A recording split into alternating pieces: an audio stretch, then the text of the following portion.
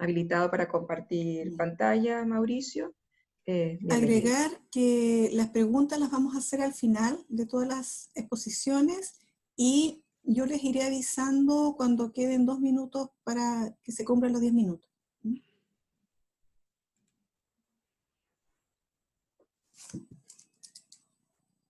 Ok, bueno, están viendo mi pantalla, supongo, ¿verdad?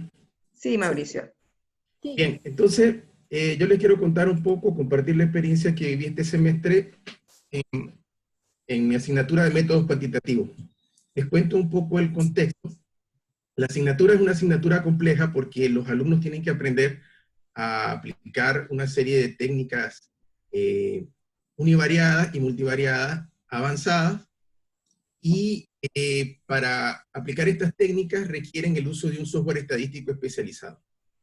Bien, ese software estadístico, el más sencillo para los alumnos, es el SPSS, está instalado en el laboratorio nuestro, pero no lo tienen en sus computadores, ¿verdad? Ni tenemos licencia para que lo utilicen en sus computadores.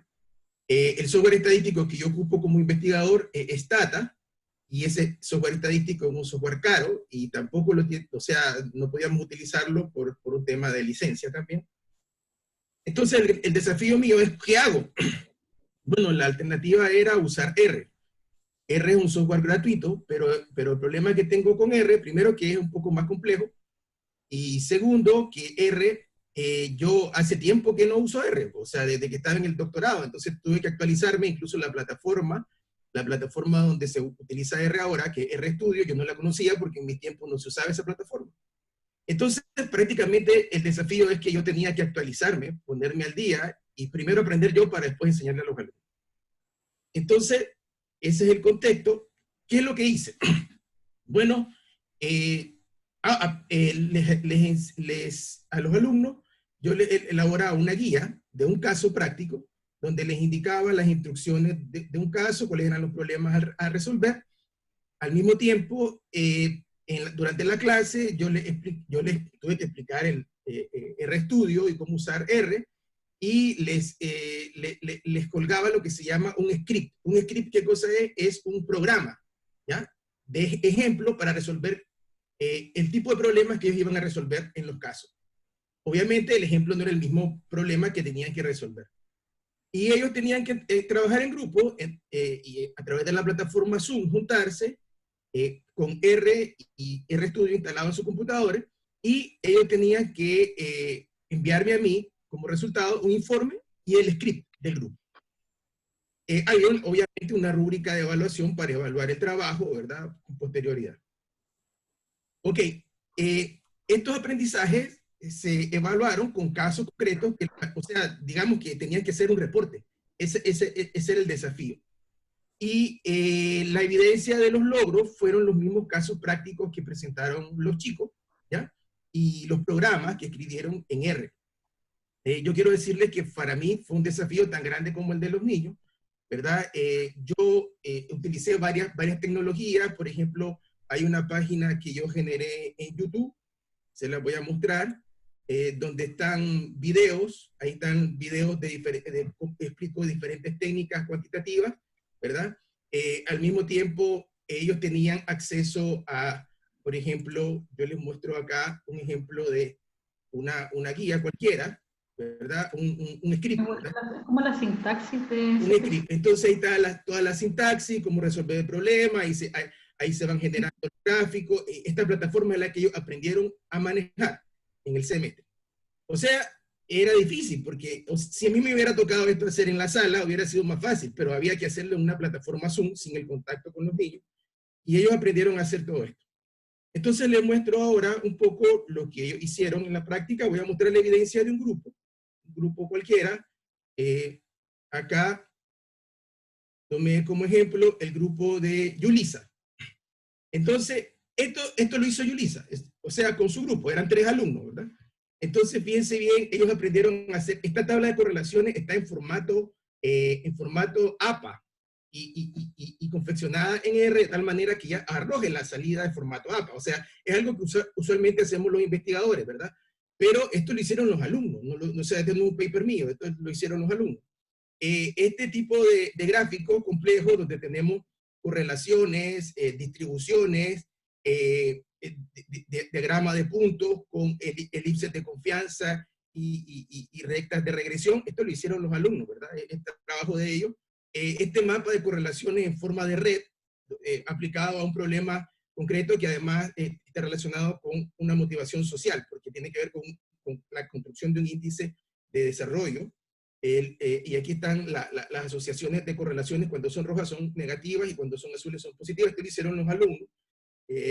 Estas son las salidas, por ejemplo, del software para un análisis complejo de componentes principales. ¿Verdad? El gráfico de sedimentación de ese mismo análisis y el gráfico biplot de ese mismo análisis complejo. Este es el script, un pedacito de un script que hizo este grupo, ¿verdad? Y esto se complementaba con una evaluación en class marker, ¿verdad? Porque la evaluación grupal, o sea, en grupos de 3 alumnos, entre ellos ese trabajo se corregía, pero aparte de eso, había una prueba.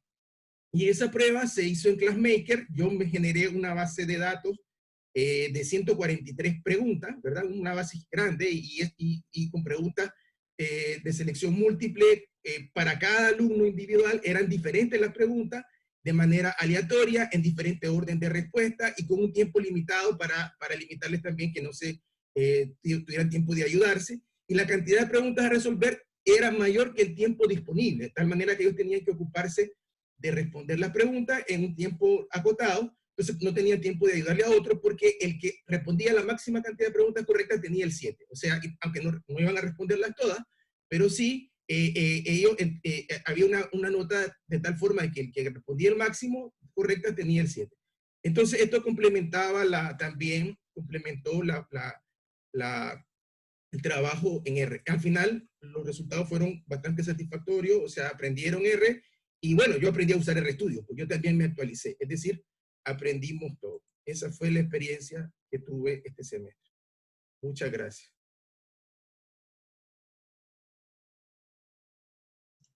Muchas gracias. Gracias, Mauricio. Muy buen resumen, además, muy bien sintetizado, ¿no? Recordar hacer sus preguntas, si quieren, en el chat, las vamos a hacer al final, como bien explicó Claudia. Continuamos con una experiencia de aprendizaje colaborativo que lleva por nombre ABP Virtual, un espacio de encuentro. El equipo de trabajo es Karen Villegas, Elizabeth Rivera, Pamela Sepúlveda y Rodrigo González, quien expone en esta oportunidad. Hola, buenas. Buenos días, buenos días todavía. Buenos días todavía. Sí. Voy a compartirle la pantalla para la exposición.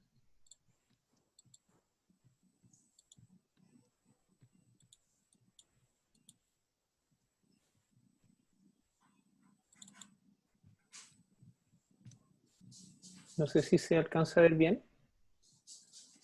¿Se aprecia bien, Rodrigo? Ya, perfecto.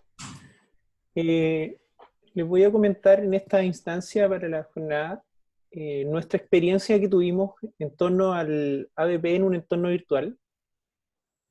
Experiencia que se realizó en el marco de la asignatura del módulo integrado 1 de Introducción a la Kinesiología para la carrera de Kinesiología, en conjunto con las docentes Pamela Sepúlveda, Elizabeth Rivera y Karen Villegas. Lo interesante de esta propuesta, lo que nos motivó a tratar de generar una instancia de estas características, fue el hecho de que esta asignatura está generada para estudiantes de primer año, en un entorno en el cual aún no conocemos a nuestros estudiantes de primer año, y con una asignatura que tiene como un foco principal el que traten de involucrarse con las temáticas de la carrera y que logren tener un sentido de pertenencia con la universidad y con su desarrollo disciplinar. Por lo tanto, el desafío para esta asignatura era bastante importante.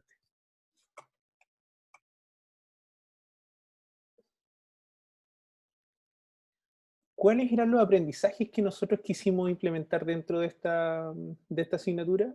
Bueno, queríamos finalizar dentro de este ABP con una clase que permitiera cerrar el tema y aclarar los conceptos que íbamos a proponer. Realizar un plenario con la totalidad del curso para compartir ideas y reflexiones y utilizar herramientas virtuales para hacer más interactivo algunos procesos. El foco de este ABP tenía que ver principalmente, como lo comentaba, con el sentido de pertenencia y con la identificación de algunas características esenciales en nuestra profesión, debido a que bajo el contexto nuestros estudiantes no iban a poder tener la posibilidad de hacer las visitas a los campos clínicos o las actividades que se realizaban constantemente. ¿Qué resultados tuvimos? Bueno, dentro del trabajo en equipo, que se realizó mediante la metodología ABP, un poquito, aquí está, perdón, vamos a partir con el tema de la idea. ¿Cómo se nos generó esto? Como les decía, para generar el sentido de pertenencia, el trabajo en equipo, el autoaprendizaje, el respeto por la dignidad de las personas, conceptos de ética profesional, hablar un poco de justicia social, de verdad, de libertad, también acerca del sistema de salud chileno, todo esto dentro de la modalidad virtual. ¿Por qué conceptos en torno a esto? Bueno, por la realidad sanitaria que vive nuestro país y por el tipo de profesión que desempeñamos en este contexto. ¿Cómo damos respuesta a estas problemáticas? Bueno, identificando cuál es el rol de la profesión en la sociedad, reconociendo la importancia de las competencias genéricas insertas en la relación del kinesiólogo-paciente, reconocer los elementos de la ética y bioética presentes en el quehacer kinésico y reconocer los roles, principios y componentes del trabajo en equipo.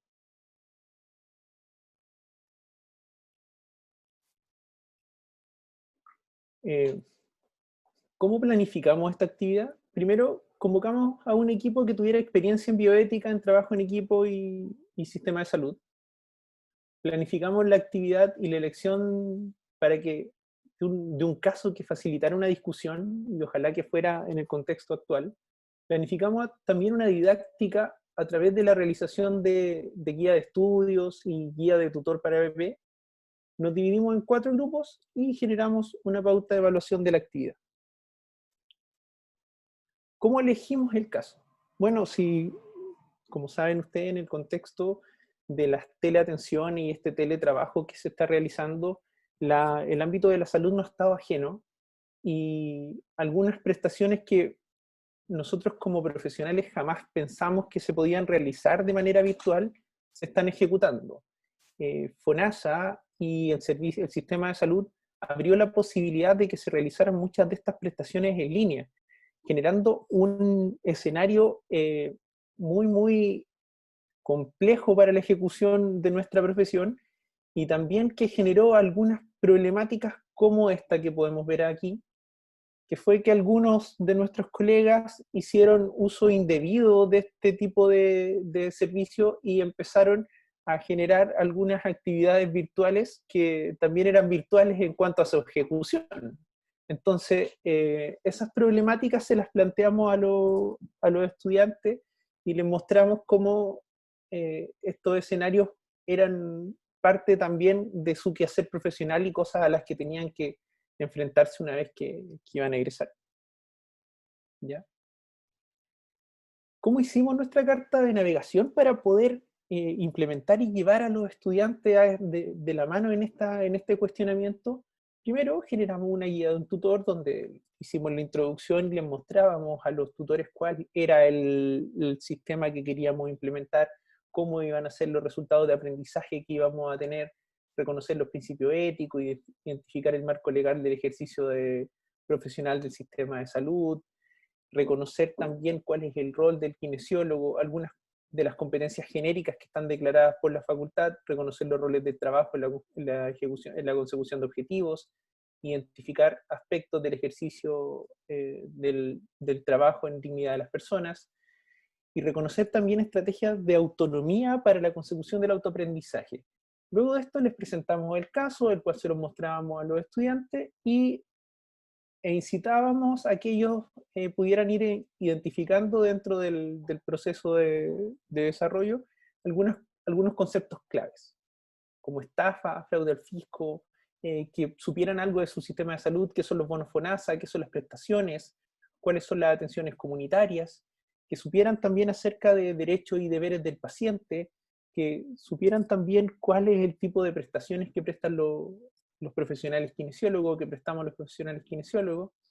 Además nos llevábamos a algunos problemas biopsicosociales, como las atenciones kinésicas, cuál es el stock de bonos que se pueden comprar, algunas problemáticas que son bien técnicas del desarrollo de nuestra profesión. Y de esta manera íbamos generando algunas preguntas orientadoras que iban llevando a los estudiantes a un conflicto o a una capacidad de poder interpretar cuál había sido el accionar de estas colegas dentro del desarrollo de la profesión, como por ejemplo cómo funcionaba el sistema de atención médica, qué es una estafa, qué es usurpación de identidad, si esto constituye fraude al fisco, cuáles son las atenciones comunitarias. 2 minutos, Rodrigo. Ya. La puesta en marcha se realizó mediante una sesión asincrónica con material de autoestudio, un plenario introductorio a la metodología de la actividad, una sesión sincrónica de 4 grupos de 10 estudiantes y un tutor.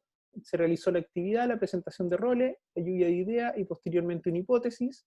Luego de esto se realizó una sesión asincrónica donde los estudiantes tenían que realizar un trabajo autónomo organizado, una sesión sincrónica de recapitulación, presentación de los temas revisados, aprobación o refutación de la hipótesis, y para terminar con una reflexión grupal acerca de la metodología del trabajo y las estrategias de estudio.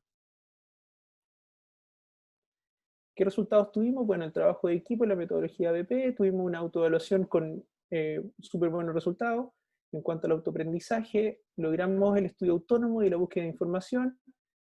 Logramos, dentro de los principios éticos, que se realizara todo esto en un ambiente educativo y generando más o menos una formación en el futuro que ser profesional.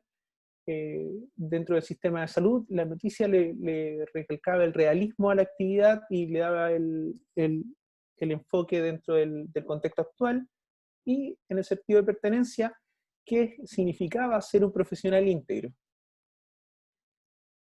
Finalizamos con una clase que permitía cerrar y aclarar los conceptos, hacer un plenario con todo el curso para compartir ideas y reflexiones, y utilizar otras herramientas virtuales para hacer más interactivos algunos procesos. Eso sería más o menos la actividad que queríamos presentarle y compartir con ustedes dentro del módulo de introducción. Muchas gracias. Muchas gracias, Rodrigo, por la presentación, y felicitar a ti y al equipo que conforman esta asignatura, ¿cierto? Y esta innovación. Bien, continuamos con la presentación asignatura, liderazgo de personas, simulación de entrevista de selección, equipo de trabajo Freddy Soto y Rodrigo Alda, y hoy día, ¿cierto? Presenta también don Nelson Fernández. Adelante.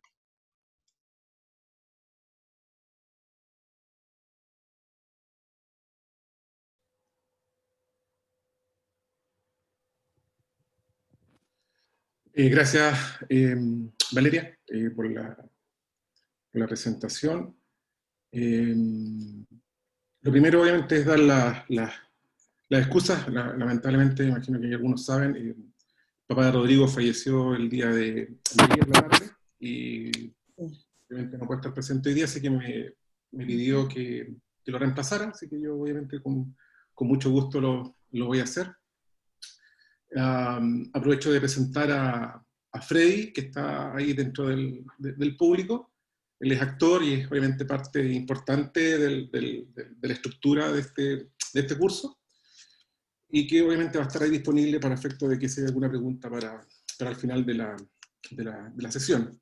Y bueno, antes de empezar, pedirle a San BTR que se porte bien en los próximos 10 minutos, ¿sí?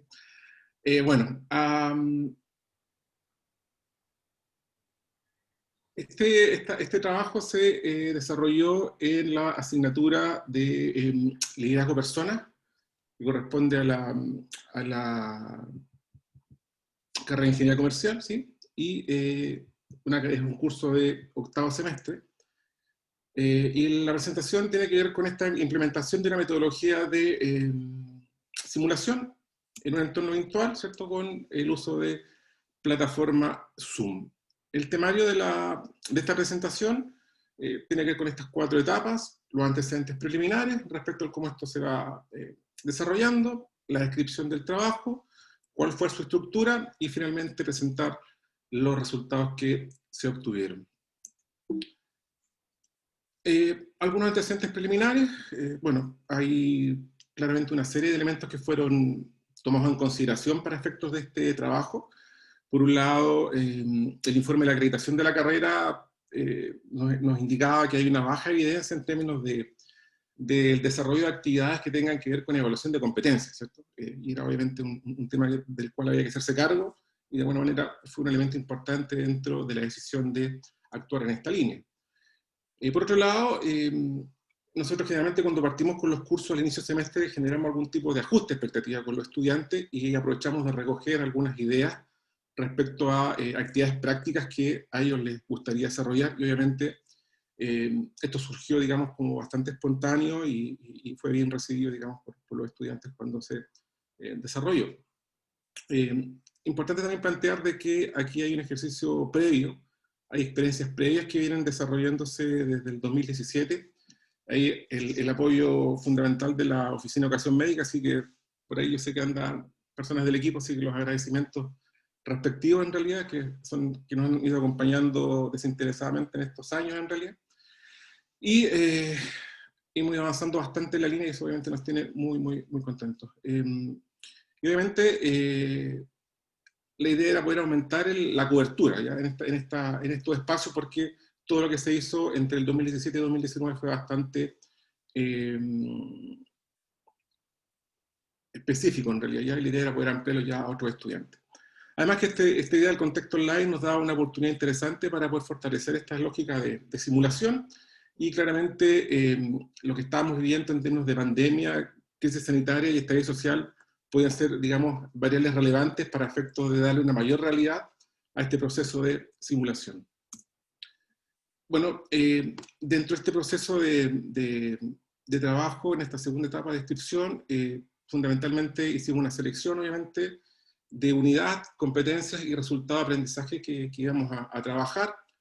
La unidad seleccionada tiene que ver con este proceso de reclutamiento y selección de personal, que es uno de los subsistemas dentro de todo lo que tiene que ver con recursos humanos, ¿cierto?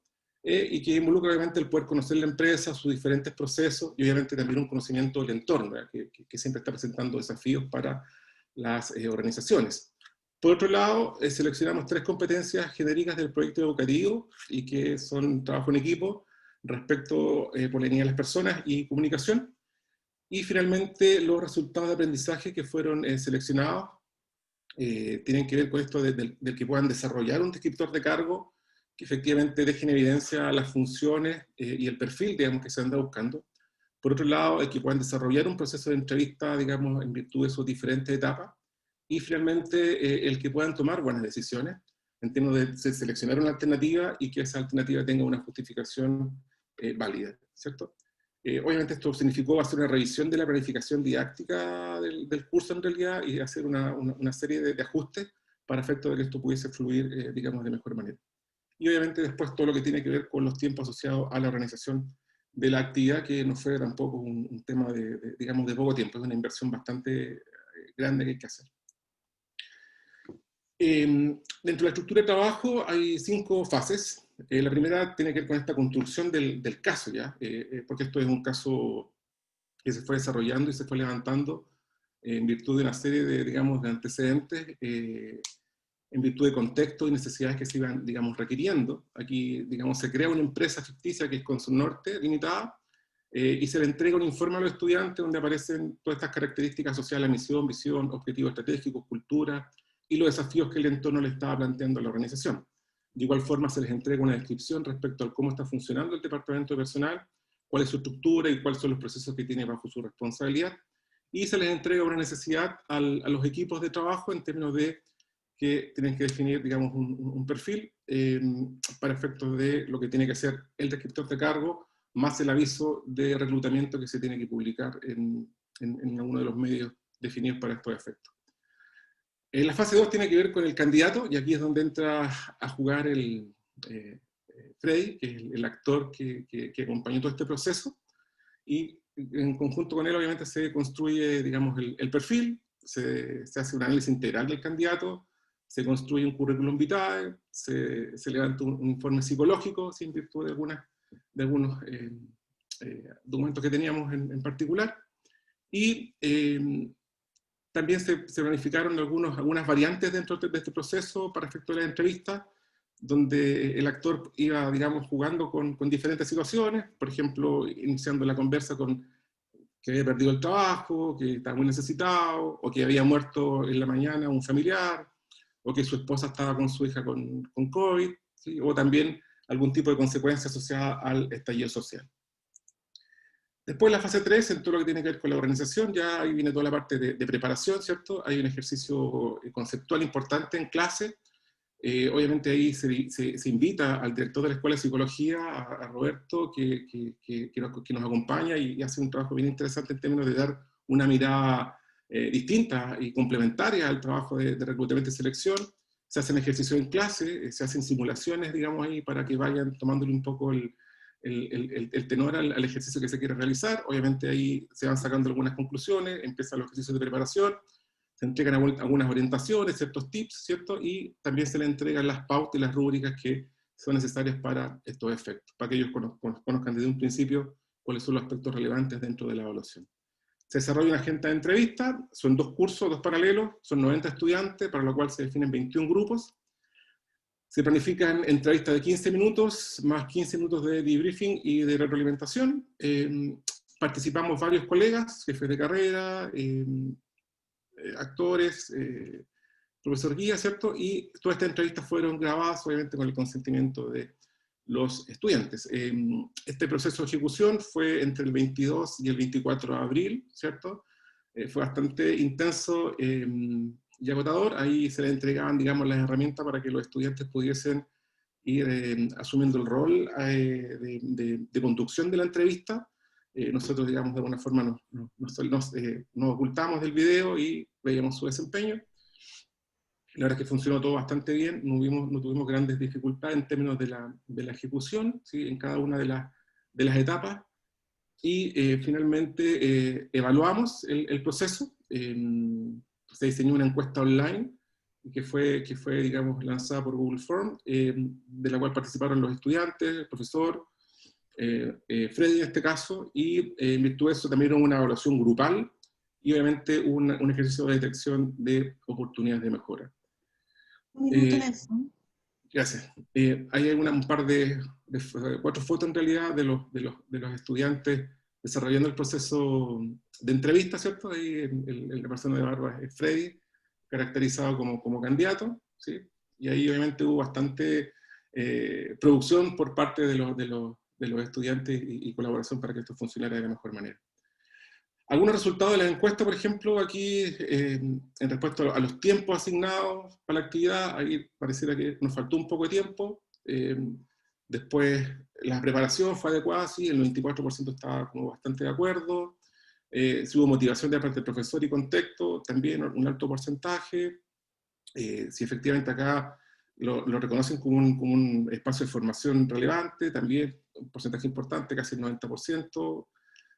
Si contribuye al desarrollo de competencias asociado al perfil de egreso, también un alto porcentaje de aprobación, y si efectivamente tuvieron posibilidad de práctica, lo cual también es reconocido por los estudiantes, ¿sí? El tiempo de feedback, ahí pareciera que también es un ejercicio necesario de mejorar, como también otros aspectos que están planteados en esta última lámina. Lo valoran como un ejercicio relevante, y lo más importante para nosotros es que esto es algo que ellos recomiendan como una actividad que tendría que ser utilizada en otras asignaturas. Como reflexión final, en mis últimos 30 segundos, acá hay un vínculo importante que aparece entre el términos de desempeño y competencia. Hay una alta valoración de los estudiantes respecto al trabajo. Nos quedó súper claro que el entorno virtual nos permite aumentar la cobertura de la actividad, lo hace un poco más simple. Hay potencial importante transferencia en otras asignaturas, como lo son relaciones laborales, por ejemplo, para negociaciones colectivas, o para lo que es desarrollo organizacional desde el punto de vista de lo que son las consultorías de proceso. Aquí hay un incremento progresivo de colegas que están integrándose a este trabajo, lo cual obviamente nos tiene muy contentos, porque ha sido como bastante espontáneo, y ya podemos hablar de un equipo que está en esto, y estamos claramente convencidos de que esta metodología es súper efectiva al proceso de enseñanza-aprendizaje. Dentro de las oportunidades de mejora, tenemos que reformular el programa de estudio, así que va a ser un cambio menor en el plan actual.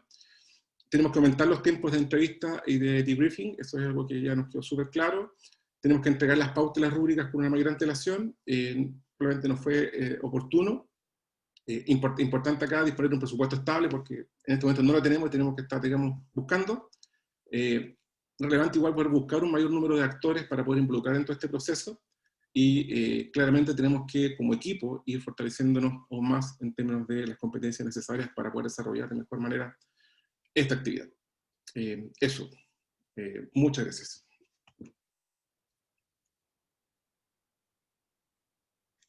Muchas gracias, Nelson. Dale nuestros saludos a Rodrigo y valoramos que estén aquí porque sabemos lo que ustedes consideran que esto es importante. Así que muchas gracias. Sigamos compartiendo con la línea de aprendizaje colaborativo. Expone Paulina Gutiérrez el tema Idea de negocio realizadas en equipos de trabajo colaborativo siguiendo la metodología de Design Thinking o pensamiento de diseño. Hola, buenas tardes ya, ¿no? Buenas tardes a todos. A lo mejor algunos de ustedes ya estuvimos en la sesión, en la sala 4, en el bloque 1, y les quería contar en esta oportunidad una asignatura de último año de la carrera, para las dos carreras, para la carrera de Ingeniería Comercial y para la carrera de Ingeniería en Información y Control de Gestión. Quizás a lo mejor algunos se van a repetir algunas láminas, ¿va? Porque un poco el approach es el mismo que presenté la sesión anterior para estudiantes de primer año. Este curso es un electivo de formación profesional para estudiantes de último año. Y le llamamos Academia Design Thinking porque el año 2019 tuve la oportunidad de adjudicarme un fondo interno de la universidad para hacer una academia de pensamiento de diseño como extracurricularmente. Y esta academia quedó un poco truncada por la crisis social, ¿no es cierto? Y todo ese semestre un poco difícil que tuvimos. Así que decidimos como equipo docente ver la posibilidad de ofrecerlo como un electivo de formación profesional para los estudiantes de último año de ambas carreras. Y por lo tanto ellos asumieron este rol de pensadores del diseño, donde les dijimos que ellos iban a ser estudiantes autónomos, ¿no es cierto? Y por lo tanto no todas las reglas y todos los elementos los iban a tener a priori, que tenían que ser muy activos en su aprendizaje y por lo tanto tenían que también considerar mucho el feedback o la retroalimentación para poder avanzar en esta academia. Yo les voy a contar un poco por qué nos inspiramos. Nos inspiramos porque creemos que la universidad hoy día, la universidad del siglo XXI tiene que aprovechar las aulas y todo el capital intelectual que tienen nuestros estudiantes para resolver de manera práctica problemas que nos aquejan, problemas de la sociedad. Y en ese sentido, creo que la academia logró que los estudiantes desarrollaran ciertas competencias del siglo XXI. Nosotros les dijimos a los estudiantes que ellos iban a desarrollar en esta academia esta trilogía, ¿no es cierto?, de saberes respecto de la competencia. Yo creo que es súper valioso explicarle a los estudiantes qué es una competencia, porque a veces uno les dice, vamos a evaluarlos bajo competencia, pero ellos en realidad no saben qué es lo que es una competencia. Y cuando uno les enseña un poco que la competencia es una trilogía de saberes, ellos van de alguna manera entendiendo el porqué de las cosas. Y también les mostré en particular esta lámina que tiene que ver con cuáles son las principales competencias que requiere el mercado laboral hoy en día mirando hacia el futuro, que son la innovación, el pensamiento crítico, las estrategias de aprendizaje activo y la creatividad. Todo eso que está desarrollado, o sea, destacado con estrellitas, es lo que yo les dije que iban a trabajar en la academia. Junto con eso, los dos tipos de pensamiento, un pensamiento más lógico, que viene desde la concepción, ¿no es cierto?, de la lógica, las matemáticas, las teorías, que son importantes por supuesto, pero también del pensamiento intuitivo, creativo, la exploración, el ensayo y error, aprender del fracaso, que tiene mucho que ver con innovación. Entonces, yo les dije un poco a ellos que lo que íbamos a hacer en la asignatura era que íbamos a desarrollar ciertas cualidades de los design thinkers, de los pensadores innovadores, que era esta capacidad de generar empatía, de tener un pensamiento global y de tener, ¿no es cierto?, por sobre todo, trabajar con otros.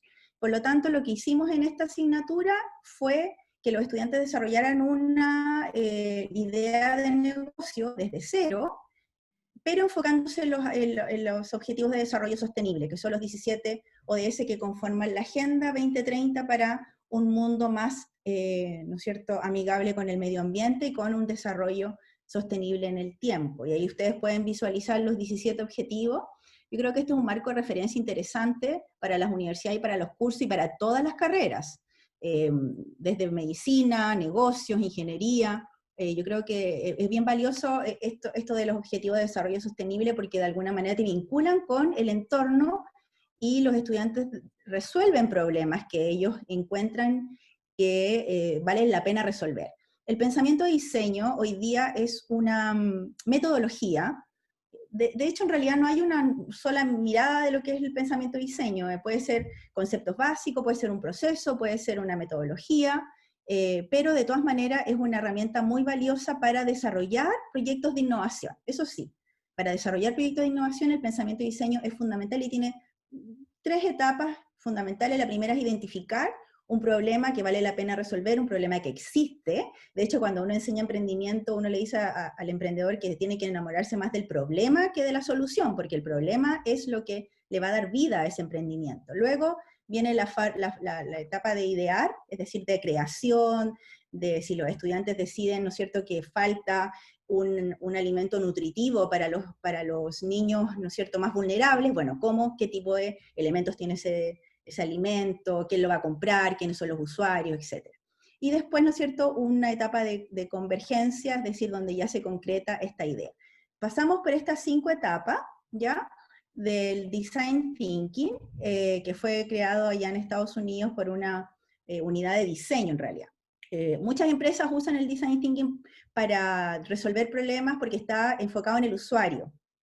Así como nosotros estamos enfocados en los estudiantes para desarrollar nuestras clases, esta metodología está diseñada en el usuario. También ayuda mucho en que sea un trabajo en equipo, colaborativo, e idealmente con distintas personas multidisciplinares. Este año lo hicimos con estudiantes de ambas carreras. Costó que ellos se eligieran como estudiantes de distintas áreas, pero yo creo que ellos se dieron cuenta que es más valioso cuando se juntan con personas que no piensan igual. Y lo otro es que se va desarrollando como una resiliencia respecto del ensayo y error, porque ellos van aprendiendo que mientras más van iterando el proceso de creación de esta idea de negocio, más robusto queda. Por lo tanto, la reflexión, el feedback es súper importante. Yo creo que es uno de los mayores desafíos porque un profesor con 60 estudiantes es difícil hacer un feedback profundo, pero tratamos con María Fernanda Rocco, que fue mi ayudante y que fue realmente un gran aporte en esta asignatura, hacer mucho feedback de las entregas de los estudiantes, y también invitamos a profesores externos, tanto de la universidad como profesores de otras áreas, que nos pudieran dar feedback de los proyectos de los estudiantes. Los estudiantes hicieron más o menos 3 etapas, que era como el design thinking, la ideación, un problema, luego, ¿no es cierto?, el modelo de negocio, y luego el prototipo y un pitch. Hicimos un evento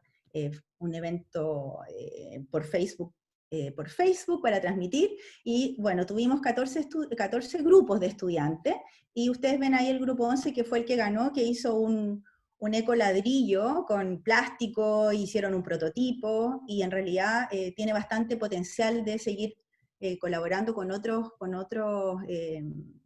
emprendimientos o con otros mentores, ¿ya? O sea, tiene proyección. Ahora, ¿qué usamos para evaluar la competencia de trabajo en equipo? Estuve buscando Y yo creo que ese es uno de los desafíos que tenemos como universidad, es decir, cómo vamos a evaluar las competencias de nuestros estudiantes.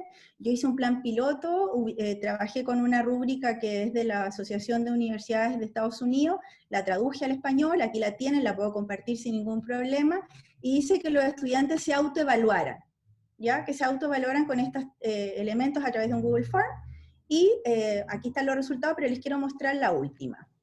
¿Cómo salió la percepción de los estudiantes? De los 60 y tantos se evaluaron 54. Respecto de cómo ellos contribuían al equipo, se evaluaron en la más alta nivel. Pero aquí me llama la atención que me pasó lo mismo con los estudiantes de primer año, que en la parte de responder al conflicto, yo no sé si hay algo respecto de la parte literal de la pregunta, que se evalúan como en la más baja, el más bajo nivel. Y respecto también de las contribuciones individuales fuera de las reuniones del equipo, también no está en la más alta. Ahora, esto yo solamente lo hice para aplicarlo a los estudiantes. Este año quizás podemos aprovechar de usar esta rúbrica para que los profesores o el profesor que dicta la asignatura también evalúe a los grupos respecto a esta misma competencia, y ahí podamos tener algún tipo de comparación. Y por último, puse ahí algunos elementos de los estudiantes. Algunos decían que es súper dinámica la clase, muy desafiante, que trabajar con 5 estudiantes es complejo, que ellos sugieren 3, por ejemplo, solamente 3 estudiantes, pero claro, ese es un desafío para nosotros como docentes donde tenemos tantos estudiantes. Ahora, este segundo semestre vamos a dictarlo en conjunto con la FACEA, con la Facultad de Ciencia Económica. Les dimos unos cupos para que ellos puedan trabajar con nosotros, así que va a ser una experiencia bien interesante ver cómo los estudiantes de Antofagasta y Coquimbo pueden hacer grupos de trabajo y trabajar con esta metodología de la Academia de Design Thinking, que antes era extracurricular y ahora la hicimos curricular. Así que esperemos volver a retomar ese fondo de desarrollo universitario para poder terminarlo. Quedo atenta. Bien. Muchas gracias, Paulina, en el chat. Hay una solicitud para contactarnos, es parte de lo que queremos en esta jornada de reflexión docente. Generen ustedes contacto entre ustedes y potenciemos nuestro quehacer. Bien, continuando con la línea de uso de TICs, comparte Cristina Manzaneda una experiencia del uso de plataformas virtuales para la enseñanza no presencial. Gracias. ¿Todos ven la pantalla? ¿Se ve claro? Sí. Sí. Entonces, quiero contarles, nosotros trabajamos en conjunto con el profesor Mario Sala, Michelle Molina, Tomás Ávila, del Departamento de Matemática, y nosotros trabajamos, el año pasado propusimos y adjudicamos un proyecto BRA para el uso de plataformas virtuales. Nunca imaginamos que nosotros necesitáramos usar esto luego, atendiendo esta emergencia sanitaria. Entonces el título del proyecto, el que nosotros habíamos estado pensando en trabajar, plataformas virtuales para los cursos de matemática, en el marco del proyecto de Ingeniería 2030 en la investigación de la enseñanza de las ciencias. Esto estaba pensado en su primera etapa, trabajar con los cursos, con los mechones de ingeniería, la gran cantidad de estudiantes que ingresan a las ingenierías de base científica plan común, los cursos de álgebra 1 y cálculo 1. Entonces, ¿cuál ha sido nuestra motivación para ver, y estoy hablando del año pasado, a fin de año, la necesidad de usar herramientas virtuales, plataformas virtuales para la enseñanza de matemáticas en las ingenierías? Aquí está, la gran cantidad de estudiantes con la que nosotros trabajamos, la falta de herramientas de medición del aprendizaje, porque todos sabemos que un estudiante que aprueba las pruebas de cátedra escritas no es garantía alguna de que él haya asimilado o aprendido el contenido. ¿Bien? Y eso influye directamente en la tasa de retención de segundo y tercer año. Entonces, luego está la falta de trabajo autónomo del estudiante, ¿cierto? El uso de información virtual informal. Entonces, En cuanto a estudiantes, la poca motivación. Si el estudiante no entiende en clase y luego tiene que prepararse aceleradamente para una evaluación escrita, entonces eso provoca deserción, poca motivación, etc. Y mucho de lo que recogimos en clase, en nuestra experiencia docente, en la modalidad presencial normal, los estudiantes nos manifestaron falta de ejemplos aplicados, contextualizados. En palabras de ellos, no veo aquí algo que me vaya a servir en mi perfil de carrera. Bien. Eso es lo que teníamos pensado hacer, pero vino la pandemia y tuvimos que reformular el proyecto inmediatamente para responder a las necesidades que estaban en ese momento. ¿Qué hicimos en el primer semestre? Nosotros primero nos capacitamos. El departamento de matemática, los integrantes del equipo nos organizamos y capacitamos a los profesores en el uso de herramientas que iban a necesitar para las videoconferencias, clases sincrónicas.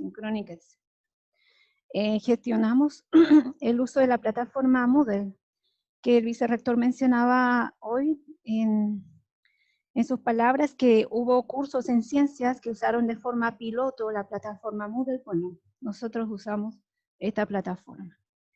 Se gestionaron las tabletas digitales para los profesores porque enseñar matemática es un poco complejo, y más para un grupo de profesores que no estaba preparado, al igual que muchos, y no tenía su material digitalizado. Entonces, nosotros siempre interactuamos con el alumno resolviendo, y era esencial contar con una pizarra virtual. Eso se reemplazó por unas tabletas digitales y algunos programas que nos permitieron hacer gráficas, etc. Hacer lo mejor posible, digamos, en la clase sincrónica. Se creó un canal de YouTube donde nosotros pusimos material hecho por los profesores para los estudiantes, donde explicamos detalladamente y con palabras sencillas algunos ejercicios, conceptos, etc., para que los estudiantes no buscaran tanto en fuentes externas que a veces no se alinean con lo que nosotros enseñamos. Pusimos a disposición este canal y creamos lecturas cortas porque lógicamente tuvimos que acortar algunos contenidos y nos centramos para que el alumno en una lectura pueda entender más o menos qué es lo que él va a aprender en las clases. Trabajamos con evaluaciones formativas y esto en verdad fue genial usando la herramienta de Moodle, porque Moodle nos daba la estadística de cómo están los chicos en este contenido. Al ellos saber que era una evaluación formativa y que podían repetir varias veces esta prueba, no sentían que estaban siendo evaluados, contestaban, y eso nos ayudó a planificar mejor las clases posteriores. Tuvimos que hacer un banco de preguntas, no tan grande como hubiésemos querido, para que los alumnos tuvieran una especie de pruebas diferenciadas, ¿cierto? Y la plataforma Moodle fue excelente en este sentido. Una excelente herramienta, tiene algunas características la plataforma, que ella te arma la prueba de forma aleatoria para que los estudiantes no tengan una prueba exactamente igual. Bien, nosotros nos preocupamos por cómo los alumnos estaban recibiendo las clases sincrónicas. Tomamos una encuesta y una de ellas presenta aquí. Entre las preguntas dice: ¿escuchas con claridad a tu profesor? La mayoría dijo que sí. ¿La pizarra virtual se ve bien? O sea, quisimos saber si estaba funcionando ese tema de la pizarra que usamos, y la gran mayoría dijo que sí. Y preguntamos cómo en general el alumno percibe la videoconferencia. Bueno, la mayoría dijeron no hay problemas, pero muchos, una cantidad no menor, dijeron que tenían problemas de conexión, que ellos tenían problemas. Entonces eso es algo, digamos, que escapaba de nuestro control, pero recogimos esa información y la entregamos al director. Otra cosa que hicimos en el semestre es realizar, para generar una nota, evaluaciones semanales. Eran notas sumativas acumulativas para no sobrecargar, digamos, de contenido al alumno, más bien estar monitoreando también con unas evaluaciones semanales. Pero también quisimos recoger la opinión de ellos. Y ellos, bueno, declararon de que generaban un poco de sobrecarga, y así hacer pruebas semanales, a pesar de que les gustaba, digamos, esa herramienta de ir acumulando su nota, pero tenían otros ramos, entonces eso les sobrecargaba. Sobre el tiempo les preguntamos, una mayoría dijo que estaba bueno el tiempo de 40 minutos, otros pedía más. Las preguntas que hicimos de selección múltiple, preguntamos si le ayudaba a saber lo que aprendió y lo que debe mejorar, 100% dijo que sí. Y además, le preguntamos al alumno si considera que las preguntas estaban relacionadas con las clases del profesor. La gran mayoría dijo que sí, y dejamos una pregunta abierta donde ellos pudieron expresarse, y cada profesor estudió estas respuestas para ir conversando. Y bueno, de acuerdo a este recogido de, digamos, de opiniones de los alumnos, decidimos el próximo semestre no realizar pruebas semanales.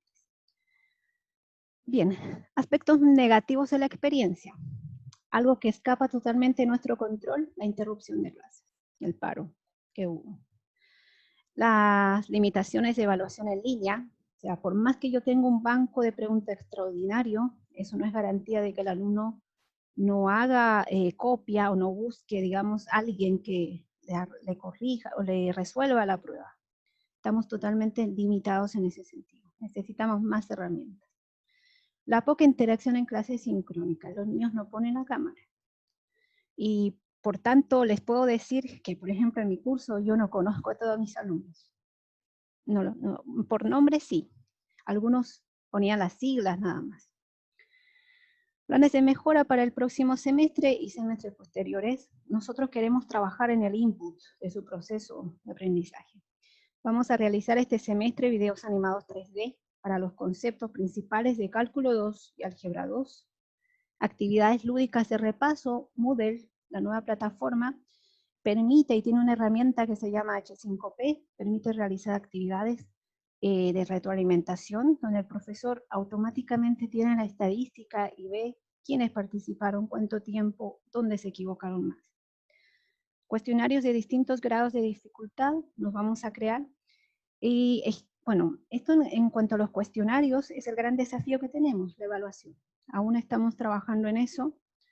Y algo que aspiramos de verdad, ojalá en todos los cursos que impartamos en matemática para ingeniería, realizar videos con ejemplos contextualizados, aplicados. Entonces es un desafío que vamos a requerir quizá el apoyo de colegas de ingeniería que nos ayuden a contextualizar. Bien, aquí menciono algunos beneficios que voy a saltar un poquito para poder terminar. Y bueno, el equipo de profesores en matemática conversamos mucho al respecto, los que damos clase de ingeniería, y queremos estar preparados para algo como lo que nos está pasando. Entonces nosotros planteamos esta especie de mapa, estamos en una normalidad, podemos pasar a una fase 1, cada fase tiene para nosotros sus respectivas indicadores de descripciones, pero a modo de resumen, si nosotros estamos en una normalidad, en cualquier momento pudiéramos pasar a una fase 1, donde nos preparamos ante una emergencia inminente, puede ser pandemia, contingencia social, lo que sea, que ahora quizá no imaginamos, y nos vamos a preparar para clases, para tomar medidas. En la fase 2 significa que el campus no lo podemos usar totalmente, vamos a iniciar en lo que ahora estamos trabajando, nuestro banco de preguntas, nuestros videos y nuestro canal de YouTube, y lo que vamos a ir potenciando aún más durante los semestres que vienen, para poder atender a los alumnos en forma semipresencial. La fase 3 que estamos viviendo ahora, clases e-learning, con también clases sincrónica y asincrónica, estamos generando ahora el material necesario, hay que mejorarlo, y el peor escenario, fase 4, donde ya los profesores nos vemos afectados en poder dar clases. Planteamos nosotros que eso debe ser una modalidad de enseñanza de clase invertida, flipped learning, donde no estamos listos, no tenemos el material, no tenemos los cursos digitalizados, aún no estamos listos para esa fase. Pero bueno, al menos tenemos conciencia de eso. Aquí, bueno, lo que les decía, cada fase que nosotros nos planteamos tiene los requerimientos, ¿cierto?, de tener material audiovisual, programas para poder evaluar, etc. ¿Está la Cristina? La niña. Entonces, Ya estamos con el tiempo, Cristina, para que... Ya, ok, sí, no, sí, esta era la última. Y nuestro eslogan, por una enseñanza de la matemática más interactiva, más visual, más creativa. Estamos todavía trabajando en esto. Bueno, no era así antes, pensaba, veía al profe Villalón, bueno, y decía, hasta el 8 semestre, profe, me iba. No me sentía nada.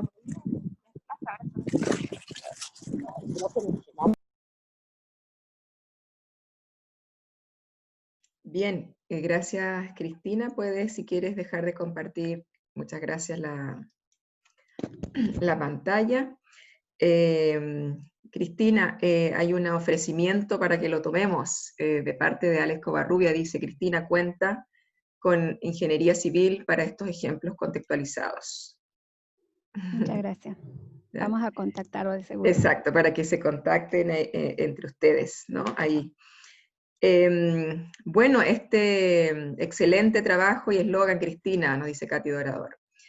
La verdad, estamos llenos de felicitaciones, a los cuales, por cierto, me sumo, y tenemos pocas preguntas, ¿ah? Pero, ¿qué les parece si le preguntamos a don Freddy Soto, quien fue un actor, literalmente actor, en una metodología didáctica, nos pueda compartir su experiencia, ¿cierto?, en este proceso de aprendizaje en una situación simulada. Hola, buenas tardes a todos, a todas.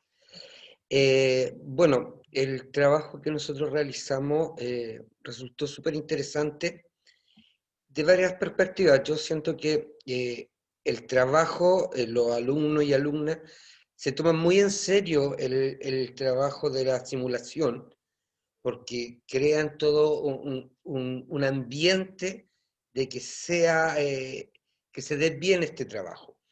Por otra parte, el proceso que nosotros hacemos con Rodrigo hay un sistema teatral que se llama el análisis tridimensional de un personaje, donde nosotros creamos un personaje teniendo la parte psicológica, la parte social, ¿ya? Vamos creando este personaje con las características que le queremos dar. Y ahí empieza mi trabajo, que es representar lo que de alguna forma me pide Rodrigo en el personaje, que puede tener bastantes características diferentes, que son personas que van a buscar pegas que tienen diferente disposición, personas arrogantes, personas sumisas. Entonces, desde ese punto de vista, ha sido como súper interesante el trabajo, y este último trabajo que hicimos fue muy interesante porque, bueno, yo creo que hay una cosa muy importante. Antes nosotros abarcábamos, no sé, a 10 personas, 15 personas, y en esta oportunidad que lo hicimos vía Zoom, pudimos alcanzar, no sé, 80 personas, si no me equivoco, Nelson, más o menos, si es que no más. Entonces, 90. ¿Cómo? 90.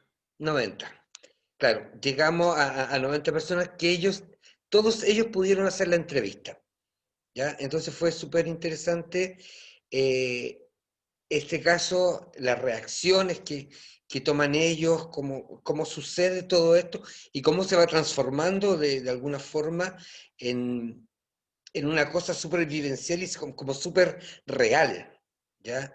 Se logra entrar en el clima de la realidad. Yo en ese momento también hago algunas cosas que son improvisadas, entonces ellos quedan como ahí, ese momento, me recuerdo un momento que me puse a llorar porque mi esposa y mi hija tenían coronavirus, entonces ellos quedaron así como mudos, como asumiendo como todo esto, como wow. Entonces fue como toda una experiencia bien, bien rica y bueno, la encuesta también lo avala un poco de que ellos también se sintieron bien con esta forma. Eso, no sé si me quieren hacer alguna pregunta. Perfecto, muchas gracias por compartir, interesante. Bien, si no hay muchas preguntas, instarlos a continuar, ¿cierto? En esto, y los aprendizajes que vayan quedando, como dice nuestra jornada, capitalizarlos y utilizarlos. Muy bueno el análisis que nos hizo la profesora de matemáticas ahí al final, ¿cierto? En todos los escenarios. Estoy recordándoles por chat, invitarlo a nuestra a nuestro cierre, perdón, luego de esta segunda jornada de ponencias, ¿sí? A que nos encontremos en la actividad de cierre final de esta actividad. Y también queremos compartir con ustedes, puedan ahora o al cierre de la actividad, poder completar una encuesta de satisfacción de la actividad, todas sus observaciones y comentarios. Por cierto, mejorarán nuestro trabajo para generar espacios como este.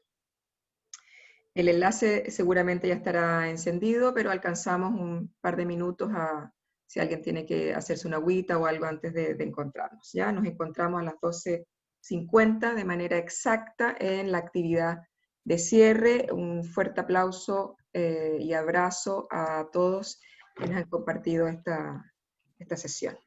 ¿Sí?